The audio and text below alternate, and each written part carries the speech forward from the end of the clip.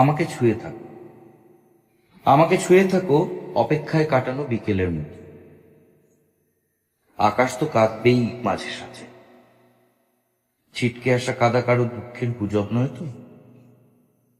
আমাকে ছুঁয়ে থাকো যেভাবে মেঘলা ছুঁয়ে দুঃখ, রোদকে একটা পৃষ্ঠা ভাবো না কেন, এই আলো ছায়ার গল্প যে বড় সূক্ষ্ম। আমাকে ছুঁয়ে থাকো যেভাবে গানকে ছুঁয়ে সুর, গোপন ক্ষতের মতো তোমাকেই লুকিয়েছি জানো। কেউ বা কারা যারা শুটিং এ গিয়েছিলেন, সেটা প্রোডাকশন হাউস এই তালসারিতে বা চ্যানেল বা দায়িত্বশীল ম্যানেজার,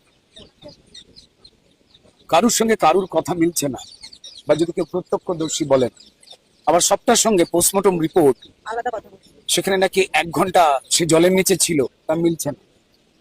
একটু আগেই ওই হোটেল, যে হোটেলে ওরা ছিল, সেই হোটেল থেকে দায়িত্বশীল কিছু লোক আমায় ফোন করেছিলেন, যাদের আমি চিনতাম। তারা বললেন যে 1 ঘন্টা জলের নিচেও ছিল না। জায়গাটায় এটা উত্তাল সমুদ্র নয়, তালছাড়ি মানে যেখানে সমুদ্র অত্যন্ত ঝিমিয়ে থাকে এবং সমুদ্রের জল যেখানে শান্ত, তার পাশ থেকে বেশ কিছু আঁকাবাঁকা খাঁড়ি আসে, যে খাঁড়ি মাটিতে মেশে, অর্থাৎ বালি আর মাটি দুটো মাখামাখি হয় কিছু নদীর মতো সরু সরু পথের মাধ্যমে, যেখানে মাছ ধরার নৌকোরা স্ট্যান্ড করা থাকে। সেইখান থেকে শুটিং হচ্ছে। কেউ একজন বোধহয় কিছু লুকোবার চেষ্টা করছে, কেউ প্রমাণ করার চেষ্টা করছে যেন ছেলেরই একটু গাফিলতি ছিল, তাই যেন একটু একা একা জলের গভীরে চলে গেছিল। একদম নয়, ওটা সমুদ্র নয়, ওটা আবার বলছি খাঁড়ি, নদীপথ, সরু নদীপথ, যেখান দিয়ে নৌকা, দুটো নৌকা পাস হওয়ার মতো চওড়া জায়গা থাকে। জল অত্যন্ত শান্ত, সেখানে বিরাট চওড়া তুমুল এমনটা নয়। জেনারেল শুটিং এর পরে ড্রোন শট নেওয়ার সময় এই বিপত্তি ঘটে বলে অনেকে বলছেন।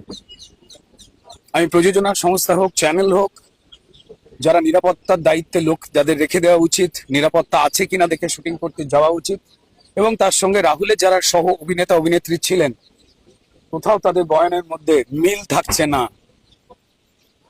প্রত্যক্ষদর্শীদের ঘটনা, পোস্টমর্টম রিপোর্ট, এখানে মিল থাকছে না। নির্দ্বিধায় বলা যায় কেউ কোথাও একটা কিছু ভুল তথ্য দিচ্ছেন।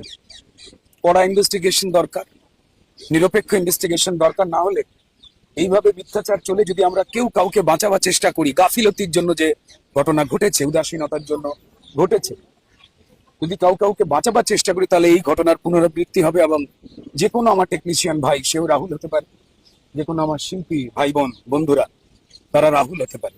বসন্তকাল এসে গেছে আমাদের, এবং বসন্তকালে তো প্রেম প্রেম একটা আবহাওয়া থাকে। তো এই 2-3 দিন আগে শ্রদ্ধেয়া ব্রততী বন্দ্যোপাধ্যায়ের ম্যাগাজিনে আমার একটা কবিতা বেরিয়েছে। সেই কবিতাটা একটা প্রেমের কবিতা, একটু বলছি। আমাকে ছুঁয়ে থাকো, আমাকে ছুঁয়ে থাকো অপেক্ষায় কাটানো বিকেলের মতো। আকাশ তো কাঁদবেই মাঝে সাঝে, ছিটকে আসা কাদা কারো দুঃখের গুজব নয় তো।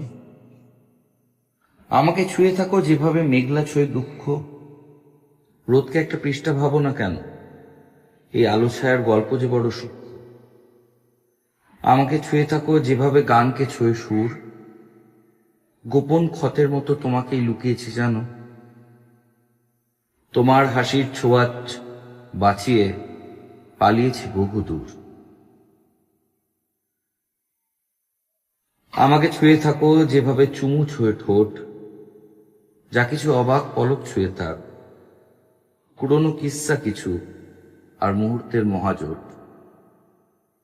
আমাকে ছুঁয়ে থাকো যেভাবে সাহসের বোকামি ছুঁয়ে আগুন, হৃদয়ের কমন রুম জুড়ে তখন জোনাকির ভাড়া বাড়ি। মাস বুঝি না, শুধু বুঝি বইমেলায় ফাগুন। আমাকে ছুঁয়ে থাকো যেভাবে শিশুর ছোঁয়ায় জন্ম হয় দৃশ্যর, রঙিন সেই সাঁকোয় ভারী যান চলাচল নিষেধ, রাতের তারায় উঠতে থাকে ছবি বিশ্বর। আমাকে ছুঁয়ে থাকো যেভাবে আমাকে আজকাল